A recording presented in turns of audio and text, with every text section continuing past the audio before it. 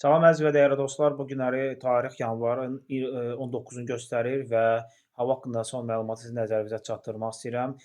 Respublika ərazisi üzrə yenidən soyuq hava dalğasının ehtimalı var və kəskin şəkildə dəyişilmələr gözlənilir. Bu axşam və gecə saatlarından etibarən Bakı və Abşeron yarımadası gün ərzində də çiskinli və az miqdarda qar ehtimalı var. Bakı Abşeron yarımadasının müğayət yağılması gözlənilir və axşam gecə saatlarında isə yağıntının əsas hissəsi daxil olması və sabah ayın 20 yanvarda beynəlxalq bizlər üçün belə deyək də, şəhidlərimizin anım günündə, hüzür günündə, Allah rəhmət etsin şəhidlərimizə bu arada, qar yağması, ara-sıra sulu qar və qar yağması gözlənilir. Bəzi ərazilərdə qarın bir qədər intensiv olması ehtimalı var və örtü ehtimalı da var Bakı, Abşeron yarımadası və Sumqayıtı və Respublikasının əksər bölgələrində. Bu proses yanvar ayının 21-i günün ikinci yarısına kimi davam eləməsi ehtimal olunur.